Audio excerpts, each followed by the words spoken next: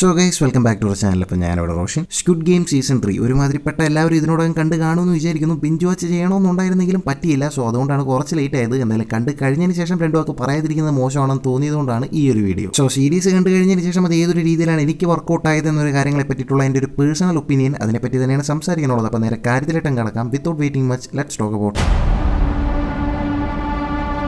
Squid ഗെയിമിൻ്റെ season 3യെ പറ്റി പറയുമ്പോൾ ആദ്യം സീസൺ 2നെ പറ്റി രണ്ടു വാക്ക് പറഞ്ഞേക്കാം. സീസൺ 2ൻ്റെ ഒരു റിവ്യൂ നമ്മുടെ ചാനലിൽ തന്നെ മുമ്പ് ചെയ്തിട്ടുണ്ട്. നമ്മുടെ ചാനലിൽ തന്നെ ചെയ്തിട്ടുള്ള റിവ്യൂസിൽ കുറച്ച് ഹാഷായിട്ട് ഞാൻ ചെയ്തിട്ടുള്ള റിവ്യൂകളിൽ ഒന്ന് അതായിരിക്കും. കാരണം സീസൺ 2 എന്ന് പറഞ്ഞാൽ എന്നെ സംബന്ധിച്ചിടത്തോളം ഒട്ടും വർക്കൗട്ട് ആവാത്തൊരു സീസൺ ആയിരുന്നു. അതിൻ്റെ ക്ലൈമാക്സിലൊക്കെ ജീഹൂൺ വന്നിട്ടൊരു പ്ലാൻ ഉണ്ടാക്കുന്ന ഒരു പരിപാടിയൊക്കെ ഉണ്ട്. ആ പ്ലാനൊക്കെ എന്താണ് കാണിക്കുന്നത് എന്നുള്ള രീതിക്കാണ് കണ്ടുകൊണ്ടിരുന്നത്. സോ ആ ഒരു മോഡിൽ തന്നെ പോകാനാണെങ്കിൽ സീസൺ 3 കൊളാവും എന്നുള്ളൊരു മൈൻഡ് സെറ്റിൽ തന്നെയാണ് സീരീസ് കണ്ടു തുടങ്ങിയത്. ബട്ട് ഫസ്റ്റ് എപ്പിസോഡിൽ തന്നെ എൻ്റെ ആ ഒരു മൈൻഡ് സെറ്റിനെ മൊത്തത്തിൽ സീരീസ് അങ്ങ് മാറ്റിക്കളഞ്ഞത് വേണമെങ്കിൽ പറയാനായിട്ട് പറ്റും. സ്ക്വിഡ് ഗെയിം വീണ്ടും ഓൺ ആയെന്നുള്ള രീതിക്കാണ് എനിക്ക് തോന്നിയത്. ആ ഒരു ഗെയിംസിനൊക്കെ നമ്മൾ ഫസ്റ്റ് സീസണിൽ കണ്ടിട്ടുള്ള ആ ഒരു ഇന്റൻസിറ്റി ഉണ്ടല്ലോ, അത് പതിയെ തിരിച്ചു വരുന്ന പോലെ തോന്നി. റൈറ്റിംഗിലൊരു മികവായിട്ടാണ് എനിക്ക് തോന്നിയത്. മനുഷ്യത്വത്തെ പറ്റി, ഒരു മനുഷ്യൻ മറ്റൊരു മനുഷ്യനെ നോക്കിക്കാണുന്ന രീതി പൈസയുടെ ഒരു വരവോടുകൂടി എങ്ങനെ ഏതൊരു രീതിക്ക് മാറും എന്നുള്ളൊരു കാര്യത്തെ പറ്റിയിട്ടൊക്കെ വ്യക്തമായിട്ട് മനസ്സിലാക്കി തരുന്ന ഒരുപാട് ഡയലോഗ്സ് ഉണ്ടായിരുന്നു. ആൻഡ് അത് ഫസ്റ്റ് സീസണിന് ശേഷം പിന്നെ കാണാൻ കഴിഞ്ഞതോടെയാണ്. മോറോവർ സീസൺ 2നെ പറ്റി പറയാനാണെങ്കിൽ എനിക്ക് ഫസ്റ്റ് സീസണിന്റെയും സീസൺ 3യുടെ ഇടയിലുള്ള ഒരു ഫില്ലർ എപ്പിസോഡ് പോലെയാണ് ഇപ്പോൾ ഫീൽ ചെയ്യുന്നത്. ആൻഡ് ഓക്കെ, സീസൺ 2നെ പറ്റിയുള്ള ടോക്സ് തൽക്കാലം ഇവിടെ നിർത്താം. നമുക്ക് സീസൺ 3യിലോട്ട് വരാം. എല്ലാ ക്യാരക്ടേഴ്സിനും അവരുടേതായുള്ള ഒരു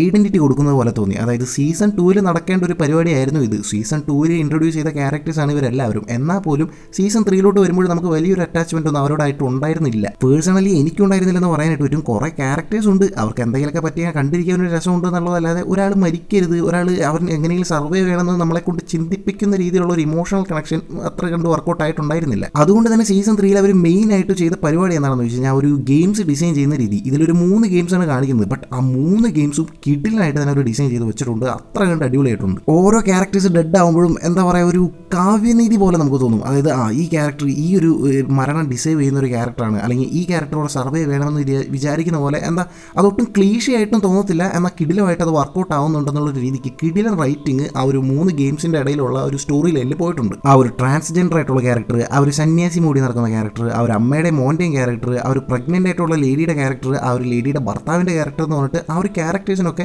സീസൺ 2ൽ കിട്ടാത്ത ഇമ്പോർട്ടൻസ് ഈ ഒരു ഒറ്റ ഗെയിമിൽ കൂടെ തന്നെ കൊണ്ടുവരാനായിട്ട് പറ്റി. പറഞ്ഞു വന്നത് ആ ഒരു ഒളിച്ചപ്രാന്തി വൈബിലുള്ള ഗെയിമിൽ ആ ഒരു ഗെയിമിനെ പറ്റിയിട്ടാണ്. ആ ഒരു ഗെയിമിൻ്റെ കൊറിയോഗ്രാഫി കിടിലമായിരുന്നു. ഓരോ സ്ഥലത്തും ആര് എപ്പച്ചാവും എന്നുള്ള രീതിക്ക് അത്രയധികം ടെൻഷൻ അടിച്ചിട്ടാണ് ആ ഒരു ഗെയിം മൊത്തം നമ്മൾ കണ്ടിരിക്കുക. എനിക്ക് പേഴ്സണലി തോന്നി എന്താണെന്ന് വെച്ച് കഴിഞ്ഞാൽ ആ ഒരു ഗെയിം കൊണ്ട് അവർ ഉദ്ദേശിച്ചത് ആ ഒരു ക്യാരക്ടേഴ്സ് ഏതൊരു സിറ്റുവേഷനിൽ എങ്ങനെ പ്രതികരിക്കും എന്നുള്ളൊരു കാര്യം നമുക്കൊന്ന് മൈൻഡിൽ സെറ്റാക്കി തരാൻ വേണ്ടിയിട്ടാണെന്ന് തോന്നി. സീരീസ് കാണാത്തവർക്ക് ചിലപ്പോൾ ഞാൻ പറഞ്ഞത് കത്താൻ വഴിയില്ല, ബട്ട് കണ്ടവർക്ക് കിട്ടി കാണും. അതിനുശേഷം വന്നിട്ടുള്ള ആ ഒരു ജംപ് റോപ്പ് ഗെയിം ആണെങ്കിലും അതും കിടിലായിട്ട് എടുത്തു വെച്ചിട്ടുണ്ട്. ആ സമയത്ത് കുറച്ച് ക്യാമറ ആംഗിളിലൊക്കെ കുറച്ച് പരിപാടികളൊക്കെ പിടിച്ചിട്ടുണ്ട്. നമ്മളും അവരുടെ കൂടെ ചാടുന്ന പോലുള്ള ഒരു ഫീൽ വരുത്തുന്ന രീതിയിലുള്ള ഒരു ടെക്നിക്കും പരിപാടികളൊക്കെ ഉണ്ടായിരുന്നു. കിടിലമായിരുന്നു. ലിറ്ററലി നമ്മൾ ടെൻഷൻ അടിച്ച് തന്നെയാണ് ആ ഒരു ഗെയിം കണ്ടു തീർത്തത്. ആൻഡ് എനിക്ക് ഇഷ്ടപ്പെട്ട കാര്യം എന്താണെന്ന് വെച്ച് കഴിഞ്ഞാൽ ആ ഒരു ഗെയിമിനെ ആ ഗെയിമോട് കൂടി അങ്ങ് തീർക്കാതെ ആ ഒരു ഗെയിമിന് ശേഷവും ആൾക്കാരുടെ അത്യാഗ്രഹം എങ്ങനെ വർക്കൗട്ട് ആവുന്നു എന്നത് നൈസായിട്ട് കാണിക്കുന്ന ഒരു രീതി ഉണ്ടായിരുന്നു. അതായത് ഒരാൾ ഒരു ഗെയിം ജയിച്ച് കഴിഞ്ഞതിന് ശേഷം ഭാഗ്യം രക്ഷപ്പെട്ടു, ഇനി അടുത്ത ഗെയിമിലോട്ട് പോകാൻ അങ്ങനെ ഞാൻ മാത്രം ജയിച്ചാൽ പോരല്ലോ, അടുത്തവനെ തോപ്പിക്കുക കൂടെ വേണമല്ലോ, എന്നാൽ അവൻ്റെ പൈസ കൂടി എനിക്ക് കിട്ടില്ല എന്നുള്ള ആ ഒരു മൈൻഡ് സെറ്റ് ഉണ്ടല്ലോ, അത് കിടിലമായിട്ട് അഡ്രസ് ചെയ്തിട്ടുണ്ട്. സോ ജയിക്കുക എന്നതിൽ കവിഞ്ഞ് അപ്പുറത്ത് നിൽക്കുന്നവനെ തോപ്പിച്ച് അവൻ്റെ പൈസയും കൂടി അടിച്ചെടുക്കുക എന്നുള്ള ആ ഒരു മൈൻഡ് സെറ്റിനെ കുറച്ചുകൂടി അഡ്രസ് ചെയ്തത് ഈ ഒരു സീസണിലാണ് കൂടുതലായിട്ട് വന്നിട്ടുള്ളതെന്ന് തോന്നുന്നു. ജീഹാന് പല സ്ഥലത്തും എനിക്ക് നമ്മളെ തന്നെ റെപ്രസെന്റ് ചെയ്യുന്ന പോലെയാണ് തോന്നിയിട്ടുള്ളത്. ജീഹാൻ പറയുന്ന പല കാര്യങ്ങളും ഫോർത്ത് വാൾ ബ്രേക്ക് ചെയ്ത് നമ്മളോട് പറയുന്ന പോലെയാണ് തോന്നിയിട്ടുള്ളത്. ക്ലൈമാക്സിലൊക്കെ പുള്ളി സ്ക്രീനിലോട്ട് നോക്കി ഒരു ഡയലോഗ് പറയുന്ന ഒരു സീക്വൻസ് ഉണ്ട്. ആ ഡയലോഗൊക്കെ ഐക്കോണിക്കാണ്. മിക്കവാറും സീരീസിന്റെ ചരിത്രം എടുക്കുമ്പോൾ ഐക്കോണിക് ആയിട്ടുള്ള ഡയലോഗ്സ് എടുക്കുമ്പോൾ അതിൽ ഈ ഒരു ഡയലോഗ് ഉണ്ടാകാൻ ചാൻസ് ഉണ്ട്. കിടിലമായിട്ടുള്ള ആ സമയത്തൊക്കെ ഒരു റൈറ്റിംഗ് കിടിലമായിരുന്നു. ഞാൻ പറഞ്ഞു വന്നത് എന്താണെന്ന് വെച്ച് കഴിഞ്ഞാൽ ആ ഒരു ക്യാരക്ടേഴ്സ്, ആ ഒരു ഗെയിം കളിക്കുന്ന ക്യാരക്ടേഴ്സ് ഓരോരുത്തരും പൈസയ്ക്ക് വേണ്ടി കാട്ടിക്കൂട്ടുന്ന ഓരോ കാര്യങ്ങളും ജീഹാൻ ഇങ്ങനെ ഭയങ്കര ഞെട്ടലോടെ കാണുന്നത് കണ്ട് ലിറ്ററലി നമ്മളും ആ ഒരു സ്ഥാനത്ത് നമ്മളായിരുന്നെങ്കിൽ നമ്മളും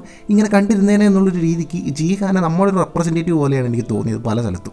പൈസയ്ക്ക് വേണ്ടി ആൾക്കാർ ഇത്ര എക്സ്ട്രീമിലോട്ടൊക്കെ പോകുക എന്നുള്ള രീതിക്ക് കിളിവാറി ജീഹാൻ ഇരിക്കുന്ന കുറേ സീക്വൻസ് കൊണ്ട് ലിറ്ററലി ഞാനും ആ ഒരു രീതിക്ക് തന്നെയാണ് കണ്ടുകൊണ്ടിരുന്നത്. അതിൽ തന്നെ ആ ഒരു കുട്ടിയെ വെച്ചിട്ടുള്ള കുറച്ച് സീക്വൻസുകളൊക്കെ ഉണ്ട്. ആ സമയത്ത് മറ്റ് ക്യാരക്ടേഴ്സിൻ്റെ കുറച്ച് ഡയലോഗും പരിപാടികളൊക്കെ ഉണ്ട്. എൻ്റെ മോനെ ഒരുമാതിരി ഡാർക്ക് പരിപാടിയായിരുന്നത്. സോ ഞാൻ പറഞ്ഞു വന്നത് ആ ഒരു ഇമോഷണൽ പരിപാടി, ഹുക്ക് ചെയ്യുന്ന ആ ഒരു പരിപാടി അടിപൊളിയായിട്ട് തന്നെ വന്നിട്ടുണ്ട്. അതൊരു റൈറ്റിങ്ങിൻ്റെ ഗുണമാണ്. അതുകൊണ്ടാണ് പല സ്ഥലത്തും ആ ഒരു സിറ്റുവേഷൻ വരുമ്പോൾ നമ്മൾ തന്നെ ചിന്തിച്ചു പോകും, ഞാൻ ഈ ഒരു സിറ്റുവേഷനിലാണെങ്കിൽ എന്ത് ചെയ്തേനെ. സോ സെക്കൻഡ് സീസണിൽ എവിടെയാണോ അവർ തൊലച്ചത് ആ ഒരു പരിപാടി ഇവിടെ അടിപൊളിയായിട്ട് തന്നെ വർക്കൗട്ട് ആയിട്ടുണ്ട്. റൈറ്റിങ്ങിന് ഞാൻ കുറേ പൊക്കി പറയുമ്പോൾ അതിൽ തന്നെ കുറച്ച് ഡ്രോബാക്സ് ഉണ്ട്, അത് ഞാൻ നെഗറ്റീവ് സെക്ഷനിൽ പറയാം. അവിടെ നിന്ന് ഇങ്ങനെ ആക്ടിങ് സൈഡിലോട്ട് വരുമ്പോൾ പെർഫോമൻസുകളുടെ ഒരു ആറാട്ടം എന്ന് തന്നെ പറയാനായിട്ട് പറ്റും. എനിക്ക് ഇവരുടെ ആരുടെ പേരെടുത്ത് പറയാനായിട്ട് പറ്റത്തില്ല, നാക്കൊളുക്കും. സോ അതുകൊണ്ട് തന്നെ ഞാൻ ജസ്റ്റ് ആ ഒരു പ്ലെയർ നമ്പർ വെച്ച് തന്നെ അഡ്രസ് ചെയ്തോളാം. പ്ലെയർ 456 ശേഷം player 222 just steel the show എന്ന് പറയേണ്ടി വരും. കിഡിലുമായിട്ട് ആ പുള്ളിക്കാർ ചെയ്ത് വെച്ചിട്ടുണ്ട്. സെക്കൻഡ് സീസണിൽ എനിക്ക് അത്ര കണ്ട് വലിയ കാര്യമായിട്ട് തോന്നിയിട്ടില്ലെങ്കിലും ഇതിൽ ചുമ്മാ പീക്കായിട്ടുണ്ട്. ഒരുപാട് സ്ഥലങ്ങളിൽ ആ ഒരു ഇമോഷണൽ സ്ട്രഗിൾ പുള്ളിക്കാരി ഭയങ്കര നൈസായിട്ട് പുൾ ഓഫ് ചെയ്യുന്ന പോലെയാണ് തോന്നിയത്. നമുക്ക് തന്നെ ഒരു ഫീൽ വരും, പാവല്ലേ എന്തുട്ട അവസ്ഥ എന്നുള്ളൊരു രീതിക്ക് നമ്മളെ കൊണ്ട് ഒരു ചിന്തിപ്പിക്കുന്ന രീതിയിൽ എന്താ പറയുക, ഒരു സട്ടിൽ ആൻഡ് ബ്യൂട്ടിഫുൾ ആക്ടിംഗ് ആയിരുന്നു പുള്ളിക്കാരുടെ ഭാഗത്തുണ്ടായത്. ഒരേ സമയം ആ ഒരു ഹ്യൂമാനിറ്റിക്ക് പ്രാധാന്യം കൊടുക്കുന്ന, അല്ലെങ്കിൽ തൻ്റെ കൂടെ കളിക്കുന്നവരുടെ ജീവനൊന്നും വരുത്തരുതെന്ന് ചിന്തിക്കുന്ന ആ ഒരു ആൾക്കാരുടെയും മറ്റുള്ളവരെയും കൊന്നിട്ടായാലും ഞങ്ങൾക്ക് പൈസ കൊണ്ടേ പോകുമെന്ന് പറഞ്ഞ് ചിന്തിക്കുന്ന ആൾക്കാരുടെയും തമ്മിലുള്ള ആ ഒരു ഇമോഷണൽ പിടിവലി ഉണ്ടല്ലോ, അത് കിടിലമായിട്ട് ബാലൻസ് ആയിട്ട് സീരീസിൽ ഉടനീളം ട്രാവൽ ആവുന്നുണ്ട്. സ്ക്വിഡ് ഗെയിം എന്ന് പറഞ്ഞാൽ തന്നെ അതാണ്, ചുമ്മാ കുറേ ആൾക്കാരെ തട്ടിക്കൂട്ടി ഒരുമിച്ച് കൂട്ടി അവരെ കൊണ്ട് കുറേ കളിയും കളിപ്പിച്ച് അവസാനം ഒരുത്തിനെ ജയിപ്പിച്ച് പൈസയും കൊടുത്തു വിടുന്ന ഒരു ടിപ്പിക്കൽ സെറ്റപ്പ് അല്ല. അതും കടന്ന് മനുഷ്യന്മാരുടെ മൈൻഡിൻ്റെ ഒരു വർക്കിംഗ് ഉണ്ടല്ലോ, അതായത് പൈസ എന്നുള്ള ഒരു ഫാക്ടർ മുമ്പേ വെക്കുമ്പോൾ അത് മനുഷ്യന്മാരുടെ മൈൻഡിനെ ഏതൊരു രീതിയിൽ ഡൈവേർട്ട് ചെയ്യിക്കും എന്നുള്ള രീതിക്കുള്ള ഒരു ഡാർക്ക് റിയാലിറ്റിയാണ് ഇവിടെ കൂടുതലും അഡ്രസ്സ് ചെയ്യപ്പെടാനായിട്ട് നോക്കിയത്. എന്നാൽ ഹ്യൂമാനിറ്റിക്ക് ഇപ്പോഴും ഹോപ്പ് ഉണ്ടെന്നും നല്ല മനുഷ്യർ ഈ ലോകത്തുണ്ട് എന്ന് നമ്മളെ ഒരു ഹോപ്പിൽ തന്നെ അവസാനിപ്പിക്കുന്ന രീതിയിൽ ഭയങ്കര അടിപൊളിയായിട്ടുള്ളൊരു എൻഡിങ് ആണ് സീരീസിന് കൊടുത്തിട്ടുള്ളത്. അത് കണ്ടവർക്ക് കുറച്ചുകൂടെ ഞാൻ പറഞ്ഞത് എന്താണെന്ന് മനസ്സിലായി കാണണം. ഇതിനോടകം സീരീസിൻ്റെ എൻഡിങ്ങിനെ പറ്റി രണ്ട് ഭാഗത്തുള്ള അഭിപ്രായങ്ങൾ നിങ്ങൾ കേട്ട് കാണാം. ബട്ട് എന്നോട് ചോദിക്കുവാണെങ്കിൽ ഇതാണ് പെർഫെക്റ്റ് എൻഡിങ് എന്ന് പറഞ്ഞാൽ ഇതാണ്. ഏതൊരു സീരീസോ സിനിമയോ എടുത്താലും അത് പറയാൻ ഉദ്ദേശിക്കുന്ന ഒരു കാര്യം ഉണ്ടാവുമല്ലോ, അത് കൃത്യമായിട്ട് അഡ്രസ്സ് ചെയ്ത് ഒരു എൻഡ് നോട്ട് പോലെ ഇങ്ങനെ വേണം അവസാനിപ്പിക്കാൻ. അവിടെ നിന്ന് അങ്ങനെ സീരീസിൽ എനിക്ക് വർക്കൗട്ട് ആവാത്ത, അല്ലെങ്കിൽ ഇതിൻ്റെ നെഗറ്റീവ് എന്ന രീതിക്ക് എനിക്ക് തോന്നിയ മെയിൻ കാര്യങ്ങളിൽ ഒന്ന് ഈ ഒരു സീരീസിൻ്റെ സൈഡ് പ്ലോട്ടാണ്. സൈഡ് സ്റ്റോറി ഒക്കെ എന്തിനാ ബ്രോ നോക്കണം, മെയിൻ സ്റ്റോറി നോക്കിയാൽ പോരെ എന്ന് നിങ്ങൾ ചോദിക്കുവാണെങ്കിൽ സൈഡ് സ്റ്റോറി നോക്കേണ്ട ആവശ്യമുണ്ട്. കാരണം ഈ ഒരു സീരീസിൻ്റെ മൊത്തത്തിലൊരു എക്സ്പീരിയൻസിനെ ഭയങ്കര ഡൗൺ ഗ്രേഡ് ചെയ്യുന്നത് ഈ ഒരു സൈഡ് സ്റ്റോറിയുടെ ഇടയ്ക്കിടയ്ക്ക് കയറി വരുന്ന ഒരു പരിപാടിയാണ്. അതിൽ തന്നെ ആ ഒരു ഡിറ്റക്റ്റീവ് രാജപ്പൻ സ്റ്റോറി എന്താണ് പുള്ളി കാണിക്കുന്നതെന്ന് പുള്ളിക്കും ഒരു ഐഡിയ ഇല്ല, കാണുന്ന നമുക്കും ഒന്നും മനസ്സിലാവാത്ത രീതിയിൽ പുള്ളി സ്ക്രീനിൽ കാണുമ്പോൾ തന്നെ ഉറക്കം വരും എന്നുള്ളൊരു രീതിക്കാണ് ആ ഒരു സീരീസിൽ ഉടനീളം ഈ ഒരു ക്യാരക്ടറിൻ്റെ, ആ ഒരു ഡിറ്റക്റ്റീവ് ക്യാരക്ടറിൻ്റെ പരിപാടികൾ നടക്കുന്നത്. സെയിം നോട്ടിൽ അപ്പർ സൈഡിൽ ആ ഒരു സോൾജിയർ എലവൻ്റെ ഒരു സ്റ്റോറി പോകുന്നുണ്ട്. അതും ഇത് കൂട്ട് തന്നെ ഒരു തരത്തിലൊരു ഇമ്പാക്റ്റ് ഉണ്ടാക്കാത്ത, ഐ മീൻ മെയിൻ സ്റ്റോറി ലൈനിന് കാര്യമായിട്ടൊരു ഇമ്പാക്റ്റും പരിപാടികളും ഒന്നും ഇല്ലാത്ത രീതിയിൽ ഇപ്പോൾ ആ ഒരു രണ്ട് സ്റ്റോറി പറഞ്ഞില്ലെങ്കിലും നമുക്ക് ഈ സീരീസിനെ മുമ്പോട്ട് കൊണ്ടുപോകാൻ പറ്റുമോ എന്നുള്ളൊരു രീതിക്ക് കാര്യമായിട്ടുള്ളൊരു പ്രോഗ്രഷൻ ഉണ്ടാക്കാത്ത രീതിയിൽ കാണുന്നവരെ വെറുപ്പിക്കുന്ന രീതിയിലാണ് ആ ഒരു രണ്ട് സ്റ്റോറി ലൈനുകളും പേഴ്സണലി എനിക്ക് തോന്നിയത്. ഓക്കെ, ചെറിയൊരു തിരുത്തുണ്ട്. ഈ ഒരു രണ്ട് സൈഡ് പ്ലോട്ടുകൾക്കും സ്റ്റോറി ലൈന്, മെയിൻ സ്റ്റോറി ലൈന് കാര്യമായിട്ട് ഇമ്പാക്റ്റ് ഉണ്ടാക്കാൻ പറ്റിയില്ല എന്ന് ഞാൻ പറയുന്നില്ല. എന്തിനാണ് ഈ ഒരു രണ്ട് സൈഡ് പ്ലോട്ടുകൾ വെച്ചതെന്ന് ചോദിച്ചു കഴിഞ്ഞാൽ ഈ ഒരു സീരീസ് എൻഡ് ചെയ്യാൻ പോവാണല്ലോ, അതായത് സ്ക്വിഡ് ഗെയിം ഈ ഒരു കൊറിയൻ വേർഷൻ എന്തായാലും എൻഡ് ചെയ്യാനായിട്ട് പോവുകയാണ്. അതുകൊണ്ട് തന്നെ ആ ഒരു ഗെയിം മാത്രം അവർക്ക് ഫോക്കസ് ചെയ്താൽ പോരാ, ആ ഒരു വലിയ ഓർഗനൈസേഷൻ, അതായത് ഈ സ്ക്വിഡ് ഗെയിം നടത്തുന്ന ആ ഒരു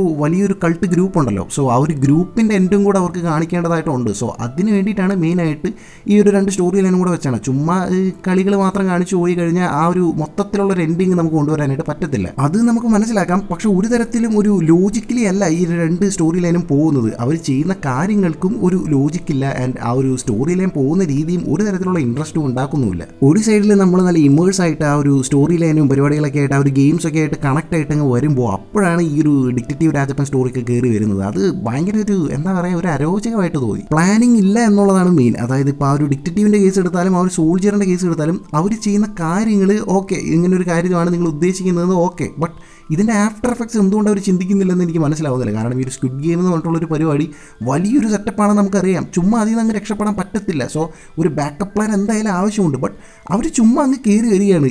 എന്താണ് ഇതിൻ്റെ ലോജിക്ക് എന്ന് എനിക്ക് മനസ്സിലാവുന്നില്ല. സീസൺ 2 ഇത് തന്നെയായിരുന്നു പ്രശ്നം. ഒരു കാര്യമില്ലാതെ ജീഹാണ് ഒരു പ്ലാൻ ഉണ്ടാക്കുന്നത്.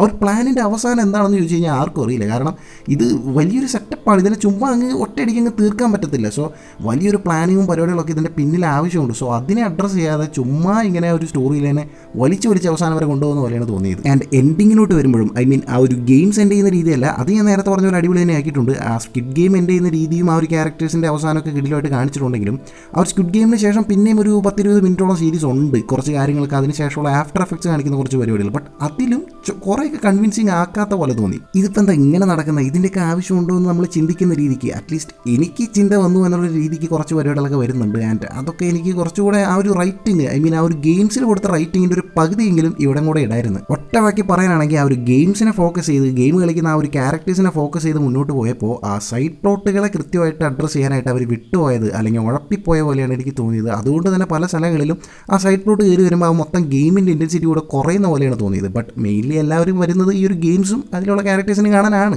അവരെ സംബന്ധിച്ചിടത്തോളം അവർക്ക് സാറ്റിസ്ഫൈഡ് ആവാനുള്ള മൊമെന്റ്സ് ഒക്കെ സീരീസിലുണ്ട് താനും. സോ ആ ഒരു നിലയ്ക്ക് ചിന്തിക്കുവാണെങ്കിൽ ഓക്കെ. പിന്നെ എനിക്ക് പേഴ്സണലി തോന്നിയൊരു കാര്യമാണ്, ഇത് എത്രമാത്രം വർക്കൗട്ട് ആവും എന്നുള്ള കാര്യത്തിൽ എനിക്കറിയില്ല. ആ ഒരു ഫൈനൽ ഗെയിമിലോട്ട് വന്നപ്പോൾ കുറച്ചുകൂടി നമ്മൾ ഒന്ന് ഇമോഷണലി കണക്ട് ആയ ക്യാരക്ടേഴ്സിനെ കൊണ്ടുവന്നെങ്കിൽ ആ ഒരു ഫൈനൽ ഗെയിം കുറച്ചുകൂടി ഇന്റൻസിറ്റിയിൽ പോകുന്നതാണ് തോന്നിയത്. ഇപ്പോഴും ഇന്റൻസിറ്റിക്ക് കുറവൊന്നുമില്ല, പക്ഷെ അതിൽ ഇപ്പം കാണിച്ചിരിക്കുന്ന ക്യാരക്ടേഴ്സിൽ 1-2 പേര് പെട്ടെന്ന് ആ ഒരു ഫ്രെയിമിലോട്ട് കയറി വന്ന ക്യാരക്ടേഴ്സാണ്. സോ അതിനേക്കാൾ കൂടുതലായിട്ട് നമ്മൾ ഓൾറെഡി അറ്റാച്ച്ഡ് ആയ കുറച്ച് ക്യാരക്ടേഴ്സിനെ അവിടെ വെച്ചിരുന്നെങ്കിൽ എന്താ പറയുക, ആ ഒരു സീക്വൻസ് കുറച്ചുകൂടി ഇന്റൻസിറ്റി ആയിട്ട് പോയേനെ. സോ അതൊക്കെ തന്നെയാണ് സീരീസിനെ പറ്റിയിട്ട്, സീസൺ 3 പറ്റിയിട്ട് എനിക്ക് തോന്നിയിട്ടുള്ള കാര്യങ്ങൾ. എന്തായാലും സ്ക്വിഡ് ഗെയിം അവസാനിക്കാൻ സാധ്യതയില്ല. Stand alone series, sequel, prequel എന്നൊക്കെ പറഞ്ഞിട്ട് ഒരുപാട് പരിപാടികൾ വരാം. നെറ്റ്ഫ്ലിക്സ് അങ്ങനെ ചുമ്മാ കളയത്തില്ലല്ലോ. സോ സീസൺ 3 ഏതൊരു രീതിക്കാണ് നിങ്ങൾക്ക് വർക്കൗട്ട് ആയതെന്നുള്ളൊരു കാര്യങ്ങളും ഞാൻ പറഞ്ഞ കാര്യങ്ങളോട് നിങ്ങൾ യോജിക്കുന്നുണ്ടോ ഇല്ലയോ എന്നുള്ളൊരു കാര്യങ്ങളും എൻഡിങ്ങിൽ നിങ്ങൾ സാറ്റിസ്ഫൈഡ് ആണോ എന്നുള്ളൊരു കാര്യങ്ങളും എല്ലാ പരിപാടികളും ഒന്ന് പറഞ്ഞു ഞാൻ ശരിക്കും മറ്റൊരു വീഡിയോയിലൂടെ നമുക്ക് എന്തായാലും വീണ്ടും കാണാം.